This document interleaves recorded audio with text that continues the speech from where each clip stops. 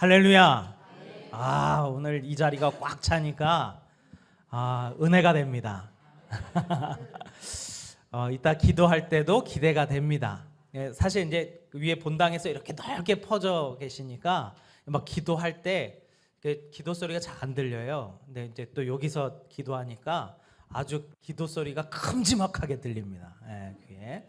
오늘도 정말로 하나님께서 역사하시는 은혜의 시간 되기를 간절히 소망합니다. 오늘 말씀의 제목은 그렇습니다. 세월을 아끼라 때가 악하니라. 항상 시대는 점점 악해져 왔고 오늘날에도 보면 참 뉴스를 보기가 어려운 게 끔찍한 사건들이 너무나도 많아요. 막 상대방을 향한 무차별한 그런 이 폭행들, 그리고 사건 사고들, 이러한 것들이 참 우리의 마음을 짓누릅니다. 이 세상은 점점 악해지는데 이때에 주님께서 우리에게 뭐라고 말씀하시냐면 세월을 아끼라, 이렇게 말씀하십니다. 먼저 이 말을 하기 전에 앞서서 저는 이제 그런 상상을 해봅니다. 혹시 그런 상상하신 적 있습니까? 나와 똑같은 사람이 한 명 더 있었으면 좋겠다. 그래서 내가 해야 될 공부 대신 해주고 내가 해야 될 일 대신하고, 그래서 이러한 나를 대신할 만한 나랑 똑같은 사람이 한 명 더 있었으면 좋겠다. 그러면 그 사람이 공부도 대신하고, 그래서 인간 복제에 대한 그러한 내용들도 예전에 많이 나왔었어요. 뭐 복제 양 둘리, 뭐 이렇게 복제해 가지고 똑같이 생긴 양을 이렇게 연구하기도 합니다. 근데 사실 그런 거를 연구하기 전에 하나님께서는 이미 우리 가운데 그런 역사들을 두셨어요. 뭐냐면 바로 쌍둥이입니다. 쌍둥이. 저희 교회에는 쌍둥이가 있나요? 한 번도 못 본 것 같은데. 이란성 쌍둥이. 이란성 쌍둥이는 다르게 생겼으니까. 근데 일란성 쌍둥이는 완전히 똑같이 생겼잖아요. 그렇지 않습니까? 그 하나님께서는 이미 사람을 마치 복제하듯이 똑같은 사람을 만들어내는 것을 보게 됩니다. 똑같은 사람이 하나가 더 있는 거예요. 생김새도 같고 머리색도 같고 눈동자 색도 같고 심지어 체형이나 각막의 모양까지도 같다 그러더라고요. 일란성 쌍둥이는. 이게 일란성 쌍둥이는 어떻게 만들어지냐? 초기에 다른 사람들보다 세포 분열을 한 번 더 하면, 세포 분열을 한 번 더 해서 원래 하나였던 세포가 두 개로 딱 쪼개질 때 쌍둥이가 됩니다. 이 두 세포는 아주 똑같은 세포이기 때문에, 그리고 또 엄마의 배에서 똑같은 환경으로 태어나기 때문에 정말로 똑같이 태어납니다. 그런데 과연 이 똑같이 태어난 사람이 그러면 똑같은 인생을 살아가느냐? 꼭 그렇지는 않더라라는 거예요. 왜 똑같은 사람인데도 불구하고 똑같은 삶을 살지 못합니까? 그것은 삶의 환경이 다르기 때문에 그래요. 아주 조금씩 차이 나는 그런 환경들이 결국은 쌍둥이로 하여금 서로 다른 생각을 갖게 하고 다른 일들을 겪게 만듭니다. 예전에 한국에서 태어나서 2살 때에 생이별을 한 사람이 겪은 일에 대해서 TV에서 나온 적이 있어요. 그래서 한 사람은 한국에서, 한 사람은 미국에서 그렇게 살아갔습니다. 일란성 쌍둥이인데도 불구하고 그렇게 각각 다른 지역에서 다른 게 살아가는 사람들을 조사해 보니까 지능도 그렇고 가치관도 그렇고 모든 분야에서 완전히 다 다르게 나타나는 것을 보게 돼요. 심지어 생김새마저도 달라지더라라는 것이 그 연구 결과입니다. 왜 이렇게 큰 차이가 나느냐? 바로 삶의 환경이 다르기 때문에, 삶의 터전이 다르기 때문에 이런 차이가 나요. 그래서 아까 말했듯이 쌍둥이 A랑 B가 있는데 A는 서울에서 태어났고 B는 2살 때 할머니랑 이 남대문 시장을 갔다가 할머니가 잊어버린 거예요. 그래가지고 실종됐는데 결국은 못 찾고 이 아이는 고아원에 있다가 미국으로 입양을 보내진 거예요. 그런데 그 둘의 삶의 환경이 다르니까 완전히 다른 인생을 살게 되는 것을 보게 돼요. 참 신기한 것은 무엇이냐면 생김새도 많이 달라질 뿐만 아니라 발병하는 병도 달라지더라 이 말이에요. 그래서 일란성 쌍둥이라고 해도 같은 질병으로 죽는 경우가 거의 없대요. 다른 질병으로 사망하거나 죽게 되는 것을 보게 돼요. 제가 왜 초기에 이런 얘기를 하냐면 우리는 분명히 다른 인생을 살 수 있다라는 거예요.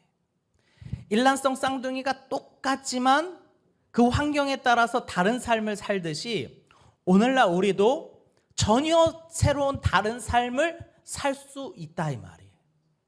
그런데 우리가 항상 그 자리에 안주하고 그 자리에 머금으로 다른 인생, 다른 삶을 살지 못하게 되더라 이 말이에요.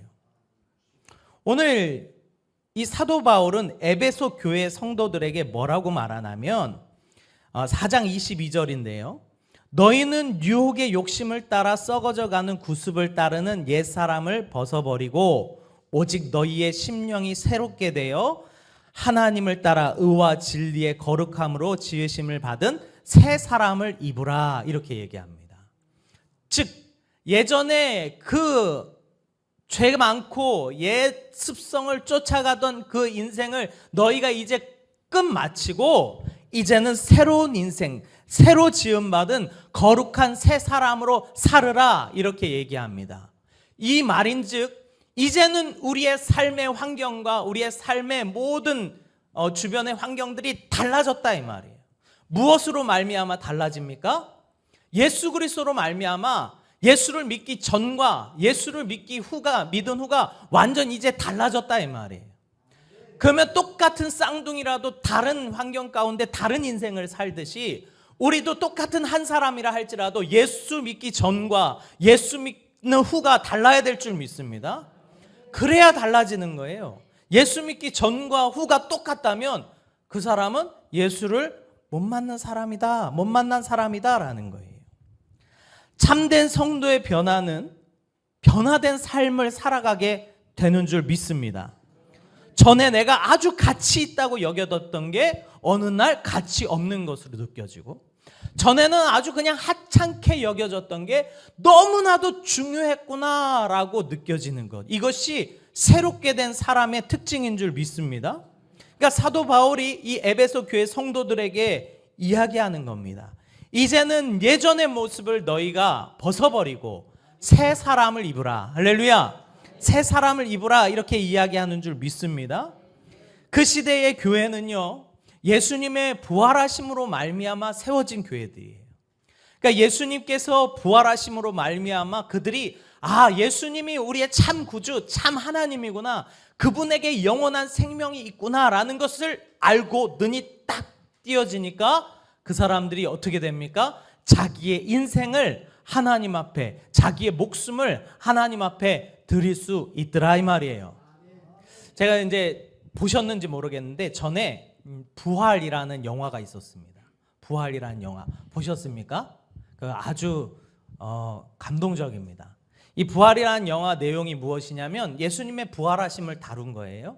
그런데 한 호민관이라고 하는 조사관인데, 로마 조사관인데 예수님 십자가에 달려 죽으실 때 그 앞에서 그 예수님 죽으신 것을 본 거예요.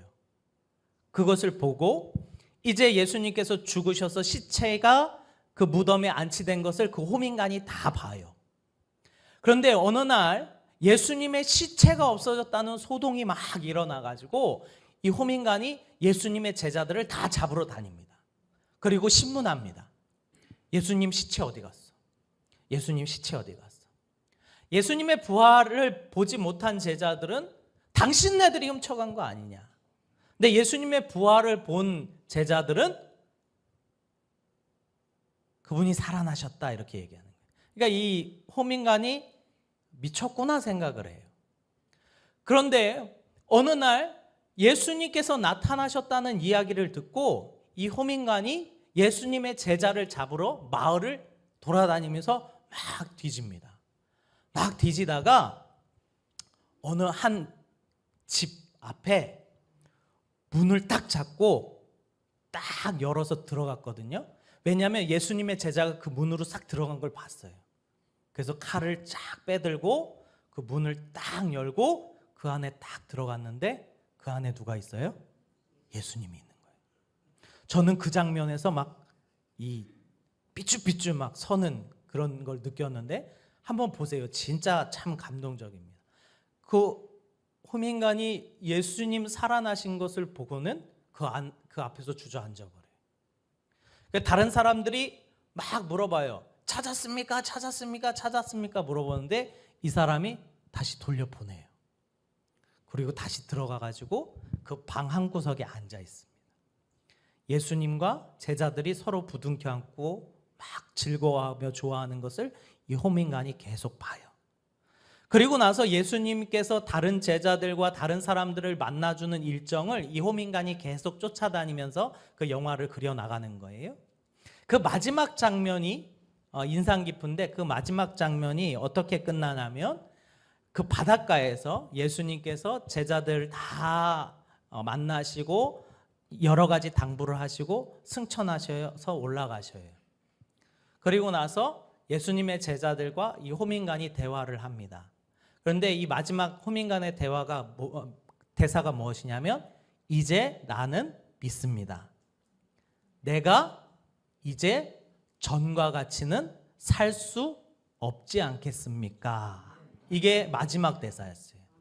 내가 전과는 똑같이 살 수 없지 않겠습니까? 마찬가지입니다. 우리가 예수를 믿는다는 것은 이전과 똑같은 삶을 살 수 없다라고 고백하는 거예요. 왜냐하면 그 부활하신 주님, 2000년 전에 부활하셔서 제자들도 예수 그리스도를 위하여 목숨 걸고 심지어 죽기까지 예수를 전했고, 그 복음이 전달되어 오늘날 우리에게까지 전달된 줄 믿습니다. 너무나도 많은 사람들의 피를 통하여 우리에게 이 고귀한 복음이 전달된 거예요. 그런데 우리가 그 복음을 알고도, 예수님께서 부활하신 것을 알고도 우리가 이전과 같이 똑같이 살아간다? 그러면 우리는 아직 예수님의 부활하심을 믿지 않는 사람이다라는 거예요.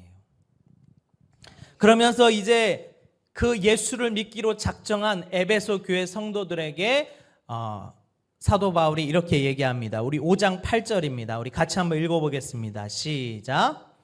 너희가 전에는 어둠이더니 이제 주 안에서 빛이라. 빛의 자녀들처럼 행하라. 너희가 전에는 어둠이었는데 이제는 주 안에서 빛이라. 너희가 빛의 자녀들처럼 이제 살아가라 라고 이야기하는 것이 예수님의 부활하심을 본 제자들의 말씀인 줄 믿습니다. 오늘날 우리도 마찬가지입니다. 우리도 빛의 자녀들처럼 살아가야 되는 줄 믿습니다. 언제까지 우리가 죄의 종노릇하며 죄에 넘어져서 주님 앞에 죄만 고백하다가 돌아가실 겁니까? 이제는 우리가 그것을 좀 뛰어넘어서 이제 내가 주님을 위하여 이렇게 살겠습니다. 주여, 내가 주님을 위하여 이렇게 드리겠습니다. 하나님, 나의 인생이 주님의 것이 되길 원합니다 라고 좀 고백할 수 있는 우리의 믿음이 되어야 되지 않겠습니까? 맨날 죄에 져서 하나님 앞에 와서 울며 불며, 하나님, 이 죄를 내가 이길 수 없어요. 하나님, 이 상황을 내가 극복할 수 없어요. 우리가 언제까지 그럴 거냐 이 말이에요. 예수님은 이미 부활하셔서 영원한 생명이 우리에게 있다는 것을 보여주셨는데 왜 우리가 그것을 믿지 못하느냐라는 거예요. 자, 우리 9절에서 11절입니다. 우리 같이 한번 읽어보겠습니다. 시작. 빛의 열매는 모든 착함과 의로움과 진실함에 있느니라. 주를 기쁘시게 할 것이 무엇인가 시험하여 보라. 너희는 열매 없는 어둠의 일에 참여하지 말고 도리어 책망하라. 너희는 열매 없는 어둠의 일에 참여하지 말고 도리어 그것을 책망하라. 이렇게 이야기합니다. 우리가요, 주님을 위해서 산다고 하지만 사실은 생각보다 주님을 위해서 하는 것이 없음을 보게 돼요. 저도 마찬가지입니다. 정말 이것이 주님을 위한 것인가? 아니면 나를 위한 것인가? 우리가 이것을 곰곰이 생각하다 보면 결국은 나를 위해서 했구나라는 것을 깨달을 때가 많아요. 심지어 교회 일을 할 때도, 말씀을 전할 때도 그러한 일들을 경험하게 돼요. 이게 내 영광을 위해서 하는 거구나. 때로는 나의 만족을 위해서 하는 거구나. 이런 것들이 우리 안에 은근히 들어와 있다라는 거예요. 그래서 너희는 그 열매 없는 어둠의 일에 참여하지 말고 도리어 책망하라 말합니다. 혹시 예수 그리스도께서 하신 그 말씀 때문에 내가 그 마음에 찔림이 있고 내 마음에 갈등이 있고 돌이킴이 있으신 적이 있으십니까? 그 일이 우리에게 자주 있어야 될 줄 믿습니다. 하나님의 말씀은 우리를 찌르고 우리를 고치고 변화시키는데 그 일이 없은 지가 너무 오래됐으면 그게 큰 문제다 이 말이에요. 매번 그럴 수는 없지만 하나님의 말씀이 나를 팍 찌르고 나를 변화시키는 그 일이 있은 지가 너무 오래됐다. 그럼 그거는 정말로 큰 문제다라는 거예요. 마음에 찔림이 있기를 간절히 소망합니다. 네, 마음에 찔림이 있기를 소망합니다. 그래서 5장 13절에 보면 이렇게 말합니다. 그러나 책망받는 모든 것은 빛으로 말미암아 드러나나니 드러나는 것마다 빛이라. 나에게 찔림이 있고 책망받는 모든 것이 빛이라. 이렇게 얘기합니다. 내게 책망받고 찔리고 내게 죄가 드러나는 이 모든 것이 뭐라는 거예요? 빛이라는 거예요. 빛. 이것이 우리에게 날마다 있어야 되는 줄 믿습니다. 그래서 14절에 우리에게 이렇게 말씀합니다. 우리 같이 한번 읽어보겠습니다. 사도 바울이 이렇게 다시 한번 권면합니다. 우리 15절, 16절 같이 한번 읽어보겠습니다. 시작. 그런즉 너희가 어떻게 행할지를 자세히 주의하여 지혜 없는 자같이 하지 말고 오직 지혜 있는 자같이 하여 세월을 아끼라. 때가 악하니라. 아멘. 세월을 아끼라. 때가 악하니라. 이렇게 말합니다.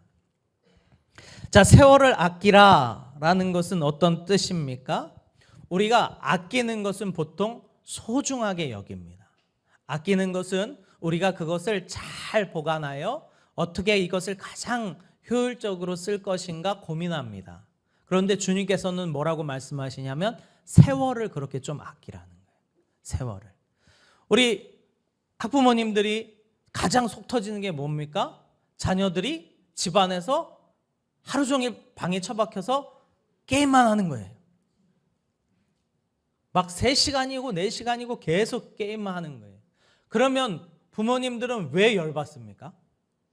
뭐가 그렇게 화가 나십니까? 이 자녀가 시간을 허투루 쓰니까. 그 시간에 자기 개발을 하고 아니면 차라리 운동이라도 하고 밖에서 친구들을 만나서 좋은 관계라도 만들던가 해야 되는데 집에 앉아서 방에 앉아서 하루 종일 마우스만 클릭하고 게임하는 것이 소득이 있습니까? 없습니까? 그들은 자신들이 소득이 있다고 생각해요. 근데 우리가 보기에는 그게 아무런 가치가 없는 것으로 보이기 때문에 그래요. 하나님께서 우리의 인생을 보실 때도 그와 같다라는 거예요. 세월을 좀 아끼라는 거예요. 아무 무의미하게 그냥 허비하며 쓰지 말고 세월을 아끼라는 거예요. 그러면 어떻게 하면 우리가 세월을 아낄 수 있습니까? 세월을 아낀다는 것은 우리가 하루하루 지나가는 시간을 중요하게 생각한다는 것입니다. 그런데 그것을 허투루 쓰거나 아니면 아까 얘기했던 것처럼 불필요한 일에 자신의 시간과 정성을 쏟아버리는 것, 그것이 세월을 아끼지 못하는 일이다 이 말이에요. 그러면 우리가 세월을 아끼는 일은 반대겠죠. 어떻게 할 수 있습니까? 하나님께 순종해야 되는 일을 내가 10번 만에 순종했다면 한 번 만에 성공하면 몇 번을 아끼는 거예요? 시간을? 9번을 아끼는 거예요. 하나님께서 내게 결단하고 끊어내라고 하시는 것을 내가 10번에 걸쳐서 끊어냈다면 내가 그것을 한 번에 딱 끊어낼 수 있으면 시간을 아끼는 것이 되는 거예요. 이처럼 시간을 아끼는 것은 순종과 아주 밀접한 관계가 있습니다. 순종과. 그래서 하나님의 말씀이, 하나님의 감동이 내게 주어졌을 때에 내가 그것을 한 번에 딱 붙잡고 그 주님의 뜻대로 순종하는 것. 할렐루야. 그것이 우리가 세월을 아끼는 일인 줄 믿습니다. 우리가 못하는 것이 참 그거예요. 이거는 내가 좀 넘어서야 되는데, 이건 내가 좀 극복해야 되는데, 이거는 내가 잘라내야 하는데 라고 생각하면서도 잘라져요? 안 잘라져요? 안 잘라져요. 계속 자른 듯한데 좀 지나고 보니까 다시 그것이 들러붙어 있어요. 이게 죄의 속성이라. 죄의 속성은 끊임없이 우리로 하여금 세월을 허비하도록, 엉뚱한 데에 우리의 모든 시간과 우리의 모든 관심을 쏟아내도록 하는 것이 바로 세월을 허비하는 것이다 이 말이에요. 이 성경 안에서 이 믿음의 사람을 우리가 꼽자면 아브라함을 대표적으로 볼 수 있는데, 하나님께서 아브라함에게 자식을 주신다고 약속하셨어요. 근데 아브라함이 그것을 믿음으로 받습니다. 근데 그 일이 생각보다 더뎌요. 그래서 아브라함이 어떻게 합니까? 자기 아내의 몸종인 하갈에게 들어가서 그 자식을 낳게 됩니다. 그래서 그 자식을 창세기 16장 16절에 나오는데, 아브라함이 이스마엘을 낳을 때에 86세라 이렇게 기록되어 있어요. 그리고 창세기 17장이 딱 넘어가는데 창세기 17장 1절에 뭐라고 나오냐면, 아브라함이 99세에 여호와께서 아브라함에게 나타나시더라 이렇게 되어 있어요. 즉 이스마엘을 낳을 때는 86세였고 하나님께서 그 아브라함을 다시 만나줄 때는 몇 세였냐면 99세였어요. 그러면 그 사이에 공백이 몇 년 정도 있습니까? 13년의 공백이 있어요. 그러니까 아브라함이 이스마엘을 낳고 하나님께서 13년 동안 아브라함에게 안 나타나셔요. 아마 아브라함이 하나님의 말씀을 끝까지 지키고 그 말씀에 순종했다면 하나님께서 좀 더 일찍 만나주시지 않았을까, 그런 생각을 해봐요. 그런데 13년 동안이나 하나님께서 아브라함을 만나주시지 않는 것이 창세기에 나오는 이야기입니다. 즉 이 일로 말미암아 아브라함은 많은 시간을 허비하게 되었다라는 거예요. 우리에게 하나님께서 요구하시는 것은 온전한 순종인 줄 믿습니다. 정말로 남들이 10번 해서 고칠 것을, 그것을 내가 한 번에 고칠 수 있다면 그 사람은 얼마나 시간을 많이 아끼는 것이 되겠습니까? 바로 세월을 아껴가는 것인 줄 믿습니다. 그러기에 혹여나 내가 갈등하고 극복하지 못하고 넘어설 수 없는 그것이 내게 있었다면 오늘 이 시간 극복해내시기를 간절히 소망합니다. 질질 끌지 말고 한 번에 딱 끊어내서 정말로 하나님 앞에 딱 순종하여 세월을 아끼는 자가 되시기를 간절히 소망합니다. 그러면 하나님께서 정말로 그 세월을 아끼며 주님 앞에 나아가는 자들에게 주님의 은혜를 부어주실 줄 믿습니다. 오늘도 정말로 이 믿음을 가지고 이 악한 세상에 우리가 유일하게 정말로 주님을 붙잡고 나아갈 수 있는 것은 오로지 순종하는 일인 줄 믿습니다. 우리 17절입니다. 17절인데요. 제가 읽어보겠습니다. 그러므로 어리석은 자가 되지 말고 오직 주의 뜻이 무엇인가 이해하라. 이것이 17절 말씀입니다. 이것이 세월을 아끼는 자, 때가 악함으로 세월을 아끼는 자가 정말로 붙잡아야 되는 말씀인 줄 믿습니다. 아멘.